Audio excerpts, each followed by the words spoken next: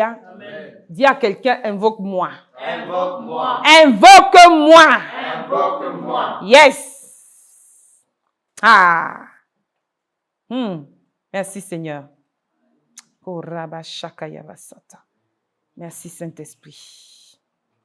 Père éternel, nous te bénissons et nous te rendons grâce, Papa, pour ce moment. Papa, je t'invite à venir prendre le total contrôle, Seigneur, de ce moment éternel, Dieu Tout-Puissant. Je prie dans le précieux nom de Jésus-Christ, Père, que tu nous parles, nous qui sommes dans cette salle et nous qui serons, tous ceux qui seront connectés, éternel.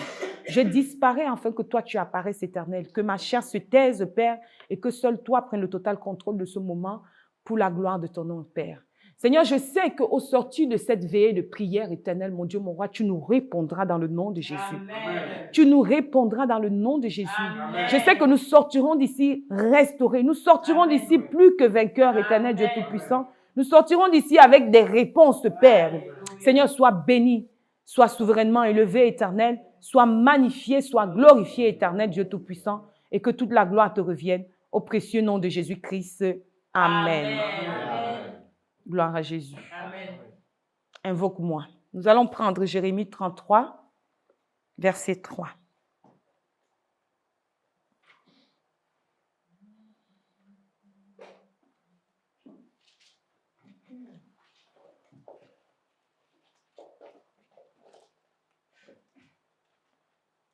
Jérémie 33, verset 3. Si quelqu'un a trouvé, est-ce qu'il peut lire?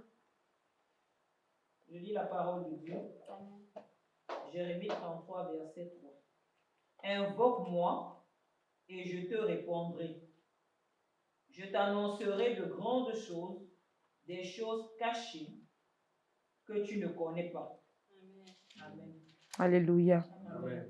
La parole de Dieu, La parole de Dieu, c'est ma portion. c'est ma portion. La parole de Dieu, La parole de Dieu, elle me restaure. elle me restaure. Elle m'enseigne. Elle m'enseigne. Elle m'édifie. Elle m'édifie. La parole de Dieu La parole de Dieu agit dans ma vie. agit dans ma vie. Au nom de Jésus. Au nom de Jésus. Amen. Amen. Asseyez-vous.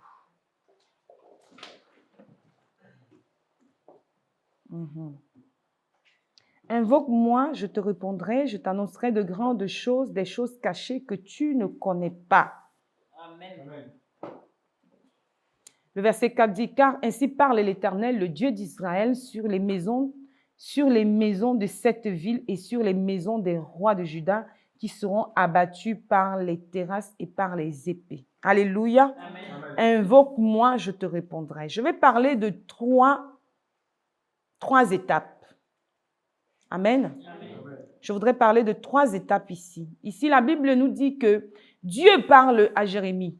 Alléluia. Amen. Du moins, c'est Jérémie qui nous explique, qui nous parle. Alléluia. Amen. Invoque-moi, je te répondrai. Quand tu entends invoque-moi, je te répondrai. J'ai envie de dire en d'autres termes que appelle-moi et je te répondrai. Amen. L'invocation à l'Éternel. Invoquer quelqu'un, c'est comme si tu convoquais quelqu'un ou comme si tu appelais la personne. Amen.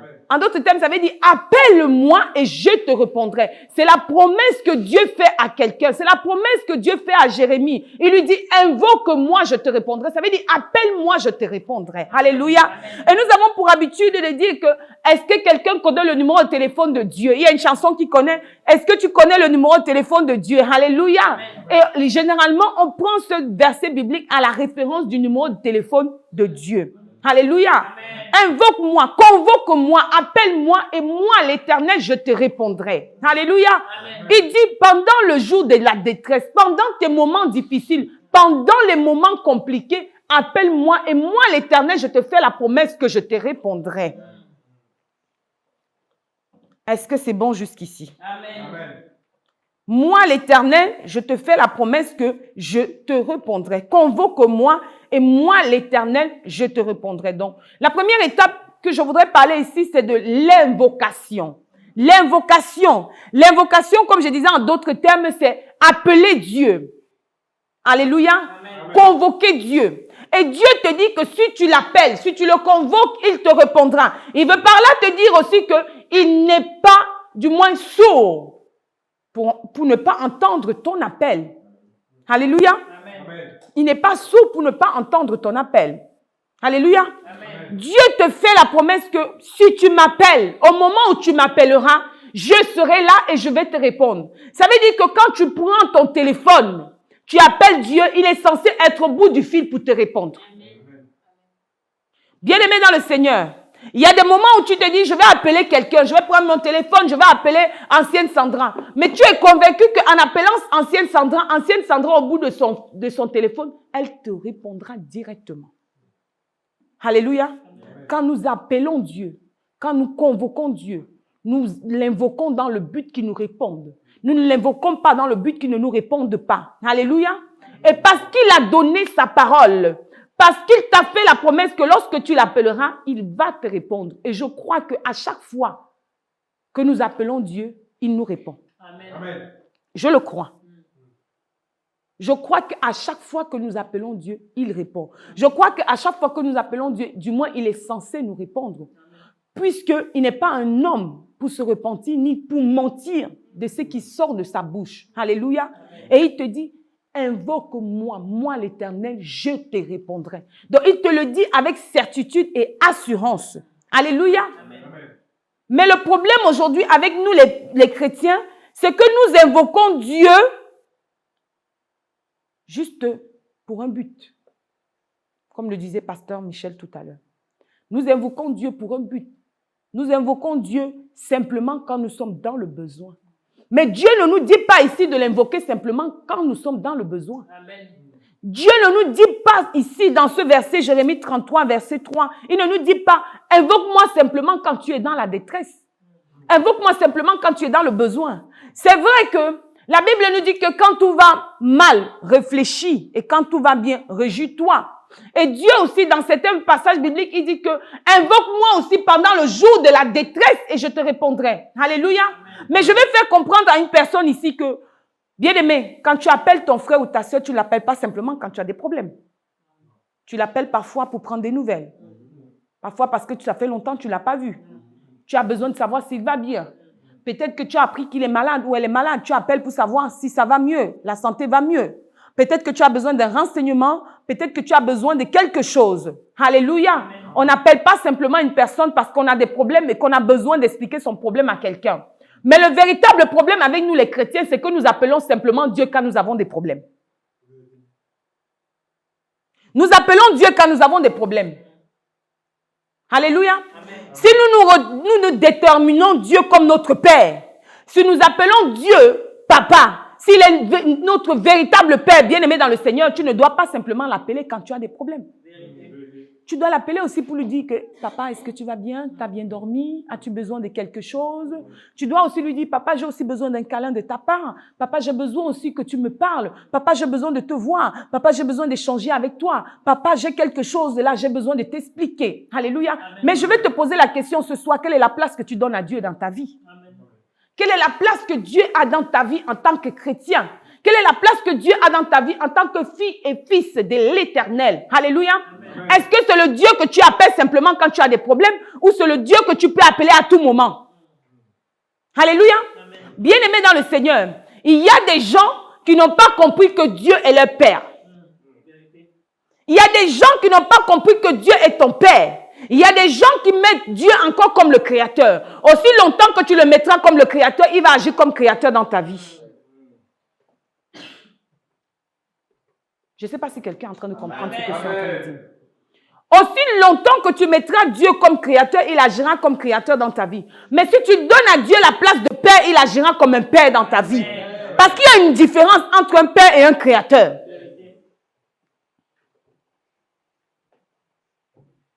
Quand nous regardons souvent ces gens-là, ces fabricants d'art, ils fabriquent les arts. Bien-aimés dans le Seigneur, il y a des choses qu'ils ne vendront jamais car il va te dire que c'est mon bébé ici, là. Ils chérissent tellement la chose. Mais il y a des choses qu'ils vont vendre parce qu'ils ne sont pas véritablement attachés à cette chose-là. Et là, ils vont la vendre. Alléluia. Amen. Quelle est la place que tu donnes à Dieu dans ta vie? Est-il ton Père ou il est simplement ton Créateur? David a dit une chose. L'Éternel est mon berger. David le dit. L'Éternel est son berger parce qu'il a expérimenté Dieu en tant que berger. Mais qui est donc un berger? Quel est le rôle du berger dans la vie de quelqu'un? Qui est donc le berger? Le berger, c'est celui qui prend soin de ses brebis. Le berger, c'est celui qui cajole sa brebis. Le berger, c'est celui qui nourrit la brebis. Le berger, c'est celui qui soigne la brebis. Bien-aimé dans le Seigneur, est-ce que vous savez que les brebis parfois ont besoin qu'on tourne leur pelage, qu'on brosse, qu'on les caresse, qu'on les chouchoute, qu'on prenne soin d'eux, qu'on leur donne à manger, qu'on leur donne à boire. Alléluia. Amen. Les brebis ont besoin de cela. Aussi longtemps que tu prendras soin de la brebis, elle va s'engraisser et te donnera du bon lait. Amen. Alléluia. Amen. Voilà pourquoi je peux comprendre qu'à l'église, on trouvait des brebis vraiment... On trouvait des brebis qui font le gros bébé. On trouvait des brebis qui ont besoin d'attention. On trouvait des brebis qui ont besoin d'être chouchoutées, d'être cajolées. Alléluia. Amen. Et je peux les comprendre. Amen. Amen. Donc, quelle est la place que tu donnes au Créateur dans ta vie? Qui il est pour toi?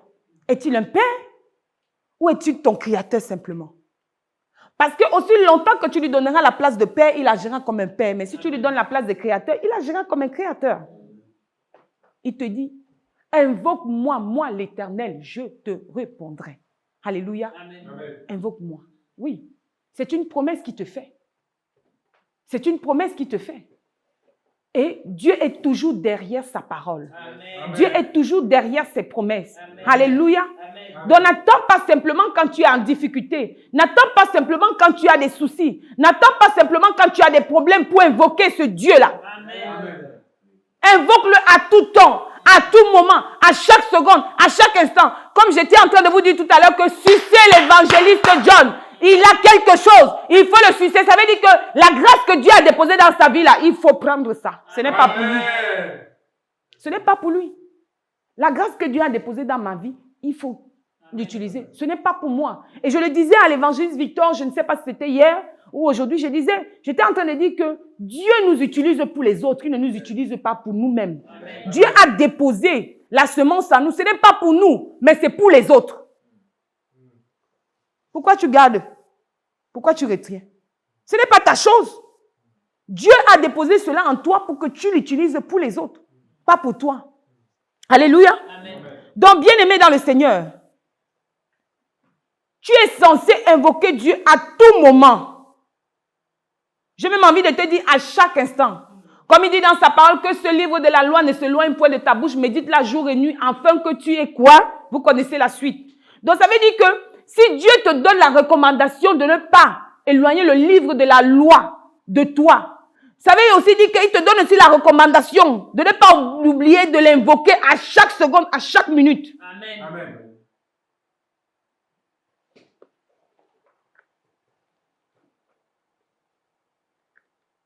Bien-aimé, Dieu est souverain. Amen. Dieu est bon. Amen. Et pour cela, tu dois prendre conscience et savoir quelle est la place que tu lui donnes dans ta vie.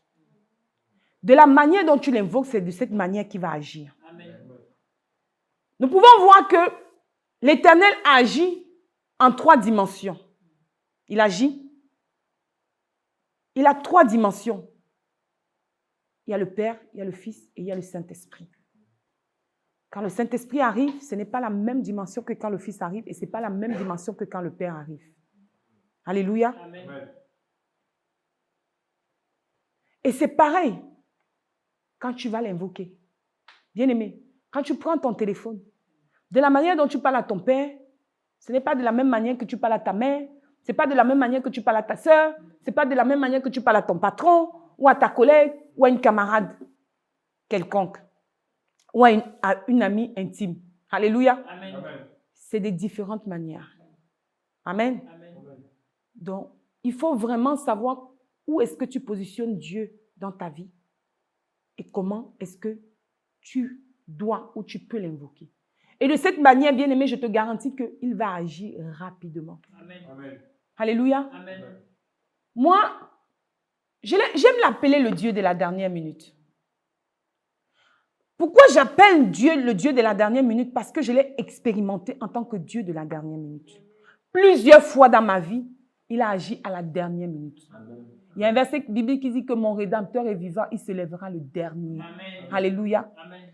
Bien-aimé dans le Seigneur, parfois je suis dans le gouffre, dans des véritables problèmes, que je me dis, ah Seigneur, fais quelque chose. Je vous assure que c'est à la dernière fraction de seconde qui reste que l'Éternel agit dans ma vie. Amen. Pour quelqu'un qui a expérimenté Dieu de cette manière, il ne peut que considérer ce Dieu-là comme étant le Dieu de la dernière minute. Si David a expérimenté Dieu comme l'Éternel est son berger, ça veut dire qu'il ne peut que considérer Dieu comme étant son berger. Amen. Alléluia. Amen. Donc moi, quand j'appelle le Dieu dans ma vie, je l'appelle le Dieu de la dernière minute. Dieu de la dernière minute agit. Parce que tu ne m'as jamais laissé tomber. Tu as toujours combattu pour moi. Amen. Je sais que tu agiras à la dernière minute. Même si je ne vois pas l'issue de sortie, même si je ne vois pas l'issue de secours, tu agiras à la dernière minute. Tellement je l'ai expérimenté dans cette dimension que, aujourd'hui, bien aimé dans le Seigneur, c'est vrai qu'il peut m'arriver de promener des regards inquiets. Je m'inquiète. Je ne suis qu'un être humain. Même si la Bible dit de ne pas promener les regards inquiets, bien aimé, tu vas lutter, à un moment, la chair va prendre le dessus, tu vas laisser tomber l'histoire là. Tu vas promener les regards inquiets, après tu vas te relever encore, tu dis que, hey, il y a un verset qui dit que, Seigneur, tu m'as dit de ne pas promener les regards inquiets, non, je ne m'inquiète plus. Après, quand tu vas dormir, tu vas te réveiller le matin, tu dis que, hey, le problème là encore là, tu commences encore à t'inquiéter. Après, la pensée de Dieu vient en toi, tu dis que non, Seigneur, je ne m'inquiète plus. Alléluia. Amen. Bien aimé dans le Seigneur, même si on fait quoi comme quoi, tu promèneras toujours les regards inquiets. Mais ça ne veut pas pour autant dire que tu dois rester dessus toute la journée, toute la semaine, tout le mois. Mais à un moment, les choses peuvent vaciller dans ta vie. Alléluia. Amen. Donc, moi, le Dieu de la dernière minute, c'est ainsi que je l'appelle. Et il est comme ça, il agit comme ça. C'est comme ça que je l'ai expérimenté. Je ne peux pas l'appeler autrement parce que je ne l'ai pas expérimenté dans une autre dimension. Mais c'est la dimension à laquelle moi je l'ai expérimenté pour le moment. Peut-être que je pourrais l'expérimenter dans une autre dimension, mais pour le moment, c'est ainsi que je le considère dans mon cœur. Alléluia. Et c'est comme ça qu'il réagit avec moi. Donc, quand moi j'invoque Dieu, quand j'appelle Dieu, je prends mon téléphone. Oui, toi, le Dieu de la dernière minute, je t'appelle. Je t'invoque de manière à ce que tu agisses en moi. Père, il me reste qu'une seule seconde. Il me reste 2 secondes. Agis, le Dieu de la dernière minute, tel que tu as toujours agi. Et je crois qu'il va agir. Amen. Ainsi. Amen. Alléluia. Amen. Donc, je t'exhorte ce soir à lui donner une place bien précise dans ta vie.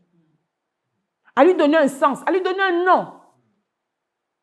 C'est comme une femme qui est amoureuse. Elle va trouver un petit nom à son mari.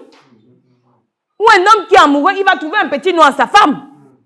Doudou, mon amour, chouchou, mon trésor, mon sucre, comme l'évangéliste Lionel appelle ancienne Sandra. Ma chérie, ma chérie, il trouvera un petit nom à donner. Alléluia. C'est une relation qui existe entre vous deux. Donc tu es censé trouver un nom que tu donnes à cette relation-là pour qu'elle ait encore plus d'impact. Amen. Amen. Invoque-moi. Donc, ton invocation doit changer. Amen. Si tu invoquais Dieu en tant que Dieu, change-la. Amen. Change ta façon de l'invoquer. Amen.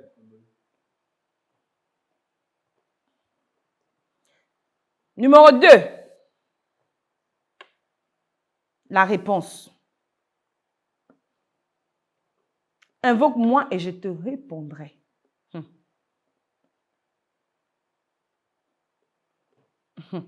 La réponse.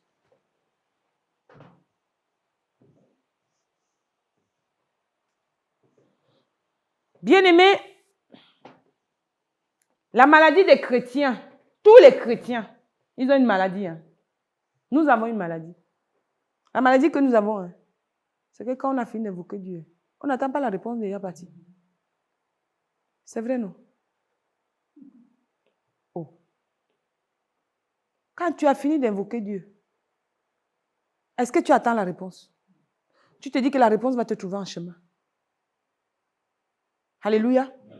Mais il faut comprendre une chose, c'est que quand tu appelles, tu prends ton téléphone pour appeler ton père. C'est un dialogue ou c'est un monologue? Si tu parles, tu finis de parler. Il faut aussi qu'il parle. Si tu as posé une question, il faut aussi qu'il te donne la réponse. Mais toi, tu vas parler. Pasteur Michel, vraiment, Pasteur Michel, je te dis que c'est terrible. Vraiment. Tu vas parler. Quand tu auras fini de parler, tu vas raccrocher ton téléphone. Alléluia. Je vous assure, mon père était comme ça, père à son âme. Je l'appelle. Papa, tu vas bien? Je voulais seulement prendre tes nouvelles. Papa, je voulais te dire que je t'aime. S'il m'a dit 2 mots, merci, au revoir. C'est moi qui appelle, mais c'est lui qui a raccroché le téléphone. C'est moi qui appelle. Ce sont mes unités. C'est mon crédit. Mais c'est lui qui raccroche le téléphone. S'il a trop parlé, il me dit merci, au revoir. En fait, j'avais comme impression que je le gênais même avec mes coups de fil. Pourtant, c'est moi qui appelle. Alléluia. Amen. C'est comme ça que nous sommes, nous les chrétiens. Déjà, nous appelons Dieu quand nous avons tous les soucis du monde. Quand tout va bien, tu ne prends jamais ton téléphone pour appeler Dieu. Tu ne peux pas l'appeler et tu lui dis que papa, merci. Je voulais simplement savoir si tu vas bien. Je me souviens un jour, j'avais un enseignement dans la cellule de prière avec Maman Grâce. Et Maman Grâce me dit, elle nous sort un scoop ce jour-là, elle nous dit, est-ce que vous savez qu'on dit bonjour au Saint-Esprit? Hein? Bonjour. Au Saint-Esprit. Quel bonjour? Elle dit, mais attendez, le Saint-Esprit, c'est une personne. Il a aussi besoin que tu lui demandes, Saint-Esprit, tu vas bien? Tu as bien dormi? Ça va? Bien dormi. Ça va. C'est logique. En fait, elle nous a choqués ce jour-là. Nous, on trouvait que ce qu'elle disait, ça n'avait pas de sens, que c'était bête, en fait. Pourtant, ça a un véritable sens. Parce que si tu considères le Saint-Esprit comme une personne, si tu considères le Saint-Esprit comme ton ami fidèle, si tu considères le Saint-Esprit comme le consolateur, si tu considères le Saint-Esprit comme la personne de Dieu, tu es censé lui demander s'il va bien. On est d'accord? Pasteur Béni a écrit un livre qu'on appelle Bonjour Saint-Esprit. Dieu lui se dit Bonjour Saint-Esprit. Ça veut dire déjà placer Bonjour Saint-Esprit. Amen. Tu es censé lui demander s'il va bien. Tu es censé lui dire bonjour. Quand elle nous a dit ça ce jour-là, mais nous, on était dépassés. On dit que mais elle est délire, elle commence à devenir folle. Non, il y a quelque chose qui ne va pas dans sa tête. Comment tu vas dire bonjour à quelqu'un que tu ne vois pas? Et je vous assure que quand elle a donné cet enseignement-là, je suis rentrée à la maison, j'ai pris mon cahier. J'ai lu. Pendant 3 jours. Je voulais comprendre, en fait, il fallait que ça rentre dans mon cerveau, que mon cerveau accepte que j'ai la capacité aussi de dire bonjour au Saint-Esprit, qu'il a aussi besoin de mon bonjour. En fait, nous les chrétiens, on se dit que non, Dieu nous doit tout. Il est à nous et il doit faire notre joie. Mais nous aussi, on doit faire la joie aussi du Seigneur. Amen. Il est à moi et fait ma joie. Donc, quand tu es à moi là, toi, tu dois simplement faire ma joie. Moi, je ne suis pas censé faire ta joie. C'est écrit où? Ça veut dire que quand tu prends ton téléphone pour appeler ton père, tu l'appelles, tu parles, tu finis de parler, maintenant tu l'écoutes aussi. Tu attends aussi la réponse qu'il te donne. Papa, est-ce que tu vas bien? Papa, tu vas seulement dire, papa, est-ce que tu vas bien? Papa, je voulais savoir si tu vas bien. Papa, j'appelais pour prendre tes nouvelles. Papa, comme tu vois là, je suis même vraiment occupée. Je n'ai que 2 minutes. Hein. C'était juste pour te faire un coucou. Hein. Au revoir. Il t'a donné la réponse. Tu as raccroché ton téléphone. Pourtant, nous avons besoin de la réponse. Amen. Voilà pourquoi nombreux vont dire que, oh, je prie. Il ne me répond pas. Je prie. Je ne sais même pas s'il entend. Je prie. Je suis même fatigué de prier. Je suis fatigué de jeûner. Je suis fatigué de ceci. Bien-aimé dans le Seigneur, Dieu est derrière sa parole. Amen. Et sa parole s'accomplit. Amen. Alléluia. Amen. Donc, si Dieu te dit invoque-moi, ça veut dire que quand tu prends ton téléphone pour l'appeler, sache qu'il est derrière et qu'il est censé te répondre. Amen. Et un bon chrétien, comme d'habitude, tu ne vas pas attendre la réponse. Et puis tu vas partir. Et puis tu vas aller consulter le pasteur, consulter la soeur, consulter un frère. Oh, ma soeur, je prie même. Aide-moi un peu à interroger Dieu. Aide-moi un peu à questionner Dieu. Aide-moi un peu à savoir si Dieu... Je ne sais même pas s'il écoute mes prières. Toi-même, tu fais comment? Bien-aimé, Dieu écoute les prières de tout le monde. Amen. Tout le monde. Amen. Sans exception. Tout le monde. Nous avons pour habitude de dire que le silence de Dieu, c'est aussi la réponse. Oui, je suis d'accord. Mais quand tu l'invoques là, bien-aimé dans le Seigneur, attends aussi pour voir s'il va parler ou s'il ne va pas parler. Que de sortir de sa présence sans réponse. C'est dangereux. Alléluia. Amen. Cette attitude que nous avons souvent vis-à-vis de Dieu, elle n'est pas du tout bonne. Dieu est toujours là pour nous, à tout moment, et c'est une garantie absolue. Amen. Quand tu invoques Dieu, quand tu l'appelles, il ne va pas te dire que évangéliste Lionel, j'ai un rendez-vous, hein? Attends, je te rappelle. Il n'est jamais occupé. Il n'est pas à des réunions. Il est là. Donc, c'est le genre même qu'il est même le gardien du téléphone. Il attend impatiemment ton appel, ton coup de fil. Alléluia. Amen. Numéro 3.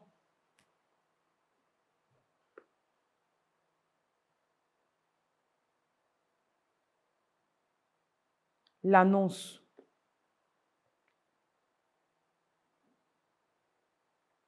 Invoque-moi, je te répondrai. Je t'annoncerai de grandes choses.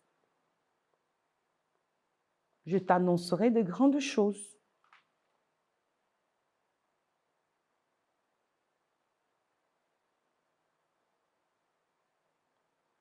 Quand Dieu dit qu'il t'annoncera de grandes choses, bien-aimé, sois certain qu'il t'annoncera de grandes choses. Amen. Quand Dieu dit que appelle-moi, je t'annoncerai de grandes choses, sache que, bien-aimé, tu ne peux pas sortir de la présence de Dieu sans avoir une réponse. Amen. Ça, c'est impossible. Du moins, tu ne dois pas sortir de sa présence sans avoir une réponse. Amen. Bien-aimé, parfois nous avons le sentiment que notre prière a été entendue. Tu as ce sentiment-là que Dieu a entendu ta prière. Mais tu es sûr qu'il a entendu, mais tu n'as pas de réponse. Tu es sûr qu'il a compris ta prière, mais tu n'as pas de retour. Et tu commences à t'inquiéter. Tu commences à promener des regards inquiets. Tu commences à te demander, est-ce qu'il m'a compris? Est-ce qu'il ne m'a pas compris? Est-ce qu'il m'a compris? Mais je crois que je n'ai pas bien prié. Il faut que j'ai encore prié. Tu vas te retrouver à répéter les mêmes choses, Parce que dans ton fond intérieur, tu te dis que non, Dieu ne t'a pas écouté. C'est plutôt toi qui n'as pas écouté. C'est plutôt toi qui n'as pas écouté. Bien-aimé, ce n'est pas en répétant la même chose que tu vas croire que Dieu a entendu, comme les enfants à la crèche. Il y a un dernièrement qui vient me voir, il me dit, Edith, j'ai besoin d'une moto. Je lui dis qu'il n'y a plus de moto. Il dit non, il y a la moto, il faut aller chercher à Cassiopée. En fait, c'est 2 sections différentes. Il y a une section au bout, il y a une section. Il dit que je dois aller prendre la moto des autres pour venir lui donner. Parce que les autres enfants étaient déjà en train de jouer avec la moto et il n'y a plus de moto, il voulait à tout prix une moto. Donc, il a voulu arracher la moto entre les mains des enfants et je lui dis non, tu ne peux pas arracher la moto, chacun son tour. Quand ils vont finir de jouer avec la moto, je prendrai la moto et puis je te la donnerai. Non, il n'était pas d'accord. Il me dit, ah non. Il me dit, tu sais, j'ai une solution pour toi. En fait, il a une solution pour moi, pas pour lui. Hein. Seigneur Jésus. C'est comme ça que nous sommes. Nous avons les solutions pour Dieu. Il me dit, tu sais, j'ai une solution pour toi. Je dis, ben laquelle? Il me dit, tu sais, tu peux aller chercher la moto à Cassiopée pour venir me donner. Je lui dis, non, Anton, non, je n'irai pas chercher la moto à Cassiopée. Il me dit, mais pourquoi? Je dis, mais parce que c'est la moto de Cassiopée. Ok. Il s'est dit qu'Edith n'a pas compris. Anna, il va trouver l'autre collègue. Anna, oui, Anton, j'ai besoin d'une moto. Il n'y a plus de moto à temps. Mais non, écoute, il a 2 ans et demi. Hein. L'enfant là, il parle comme s'il avait 6 ans. Écoute, tu peux aller chercher la moto à Cassiopée pour me donner. Edith, elle t'a dit quoi? Donc lui, il pensait que quand il m'a parlé, je n'ai pas... Anna n'a pas entendu.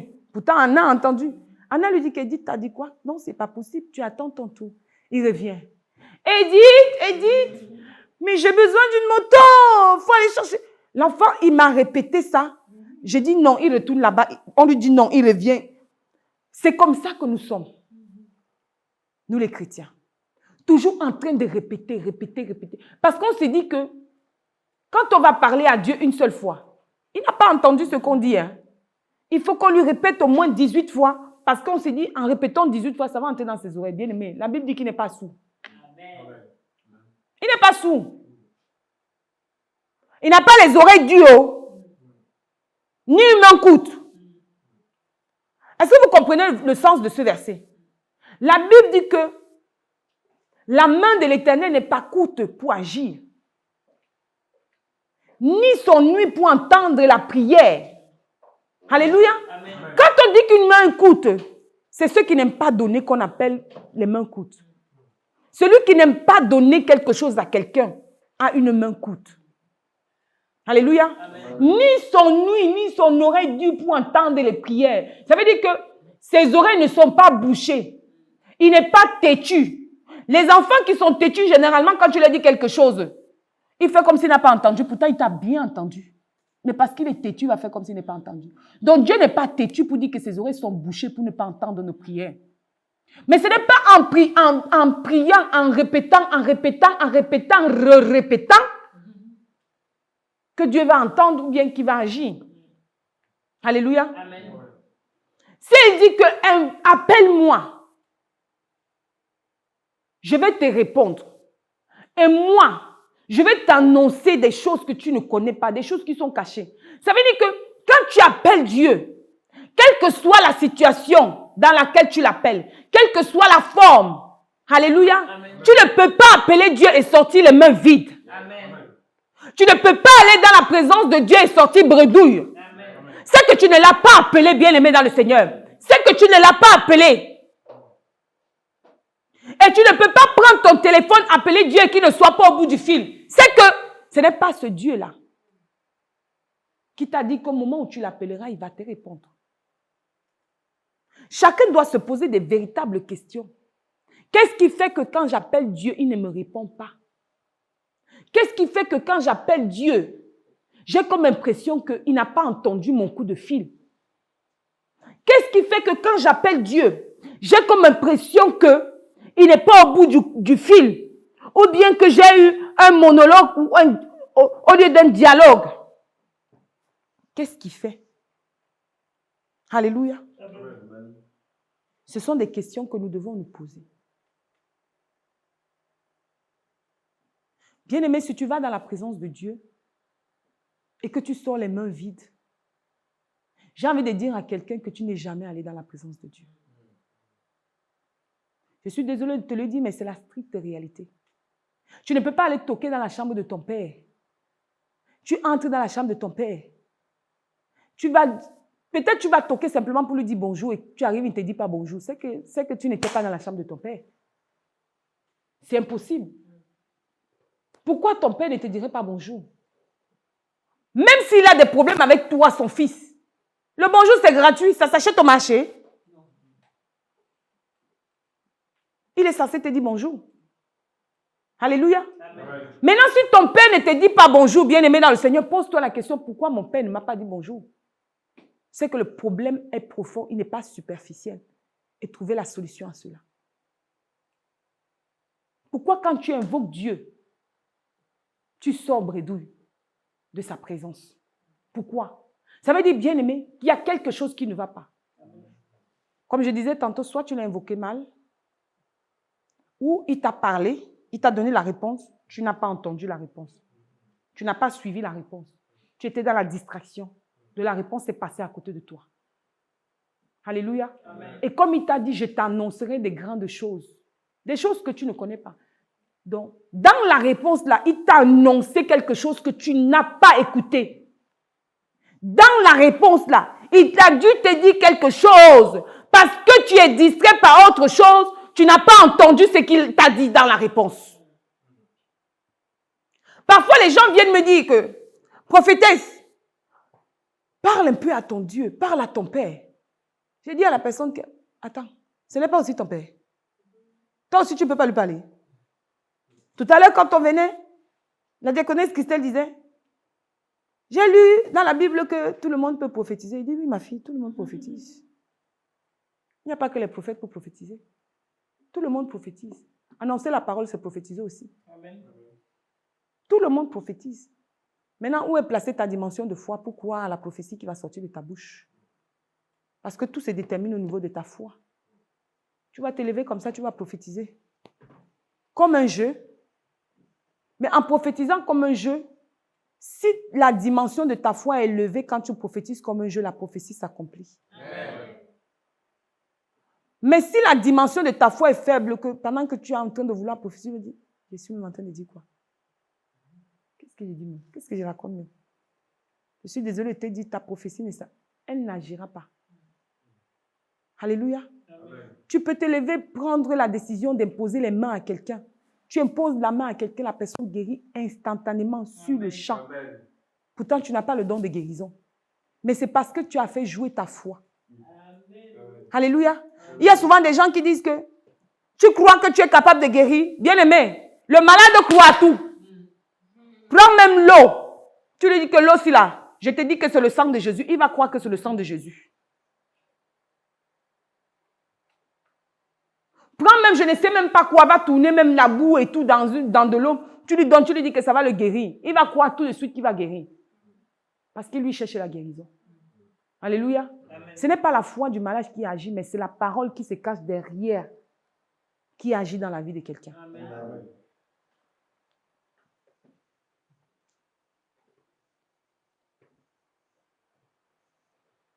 Bien-aimé dans le Seigneur, invoque Dieu avec confiance. Invoque Dieu avec fidélité. Amen. Invoque Dieu avec foi. Amen. Invoque Dieu avec conviction. Amen. Et chaque personne a sa façon, à elle, de parler à son père ou à sa mère. De la manière dont moi je parle à mon père, tu ne peux pas venir parler comme ça à mon père, ce n'est pas ton père. La relation que j'ai avec lui, ce n'est pas la même relation que vous allez avoir. De la manière dont je parle à ma mère, ce n'est pas la même façon que tu parleras à ma mère. Alléluia. Amen. Chacun a une manière, du moins une façon à laquelle il parle à ses parents. Et son père ou sa mère se reconnaît au travers de cette façon de parler. Amen. Tu ne peux pas prendre la façon du voisin pour venir coller cela chez moi. Ça n'existe pas chez nous. Chez nous, là, nous avons un rythme, une façon de parler à Dieu, du moins à nos parents. Donc, tu dois avoir cette façon-là d'appeler, d'évoquer ton père, de manière à ce qu'il te réponde. Amen. Et tu dois te dire que, comme je l'ai appelé là, je sais qu'il va me répondre. Amen. Et j'attends impatiemment sa réponse. Amen. Parce que je ne peux pas rentrer dans sa présence sortir les mains vides. Je ne peux pas rentrer dans sa présence sortir bredouille. C'est que c'est moi qui ai un problème, pas lui. Puisqu'il est celui-là même qui dit la chose et la chose vient à l'existence. Il est celui qui dit une parole et elle s'accomplit. Amen. Ça veut dire que moi, je l'appelle afin qu'il dise quelque chose dans ma vie pour que cette chose s'accomplisse.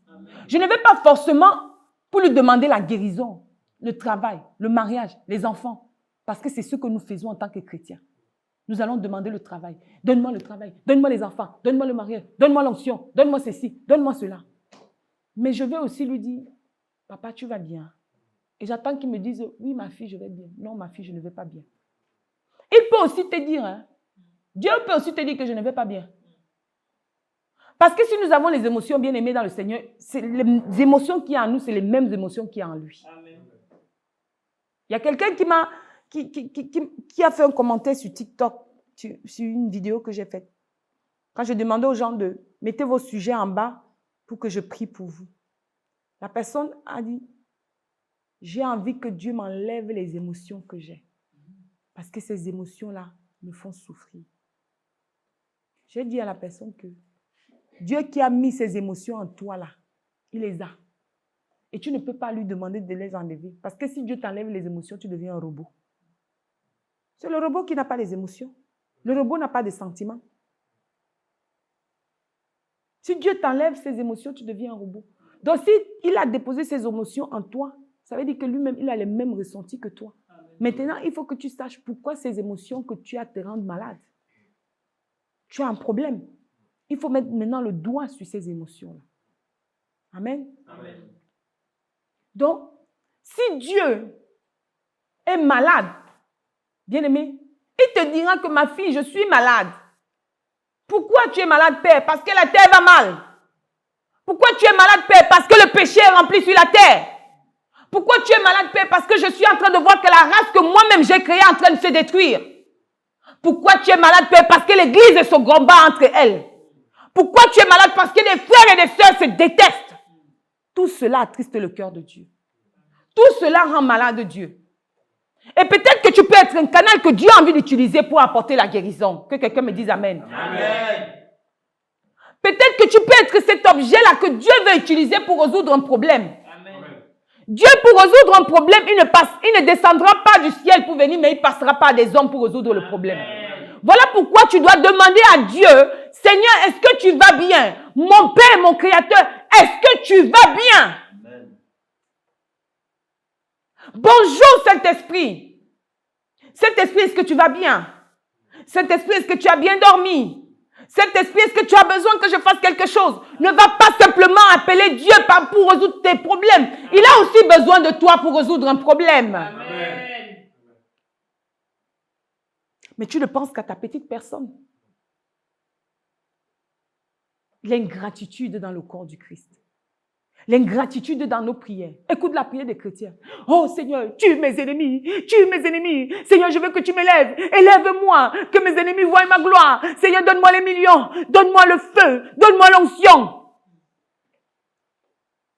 Quand tu rentres dans les églises pentecôtistes, ce n'est que ce genre de prière. Donne-moi un mari, donne-moi un mari, donne-moi une femme, donne-moi une voiture, donne-moi une maison, donne-moi ceci. Ce n'est que ce genre de prière. Tu ne vas jamais entendre quelqu'un dire que Seigneur, équipe-moi afin que j'aille faire ta gloire. C'est difficile d'entendre ce genre de prière. Sauf ceux qui sont conscients qui peuvent faire ce genre de prière.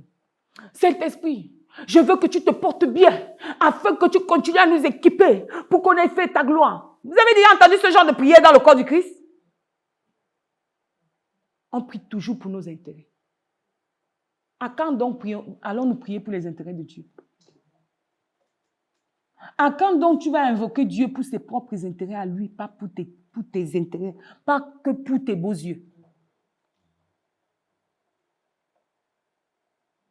Et tu t'étonnes. Je prie, je jeûne. Je n'ai pas de réponse. Tu pries comment? Tu jeûnes comment? Tu parles à Dieu comment? De quelle manière? Et tu n'as pas de réponse, pourquoi? As-tu attendu qu'il te réponde? Ou il t'a répondu parce que tu es distrait, tu n'as pas entendu sa réponse.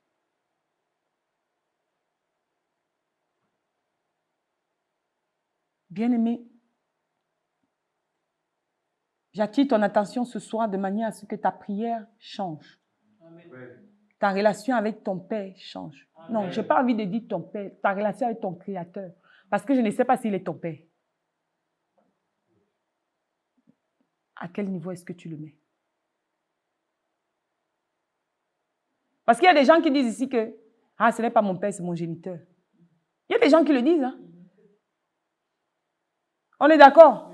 Il y a des enfants qui le disent. Ce n'est pas mon Père, c'est mon géniteur. Moi, parfois, quand j'entends ce genre de paroles, je suis choquée. Hein? Ce n'est pas mon Père, c'est mon géniteur. OK? Donc, je ne peux pas dire que Dieu est ton Père. Parce que je ne sais pas si toi-même tu le considères comme étant ton Père ou tu le considères comme étant ton géniteur. Mais il faudrait que votre relation change. Amen. Parce qu'un enfant qui considère, entre guillemets, son père comme étant son géniteur, si vous voyez la relation, elle est tendue. Hein? Elle est tendue. Ça veut dire que quand son père lui dit un mot même, il répond avec insolence. Parce que cette personne n'a pas de place de père dans sa vie. Il a une place de géniteur. Alléluia. Amen. Donc, changeons notre façon de parler à Dieu, Amen. de l'invoquer. Amen. Et je t'assure que quand tu changeras ta manière de faire les choses, tu te rendras compte que il te répond et il t'annonce des mystères. Amen. Amen. Que Dieu nous bénisse. Amen.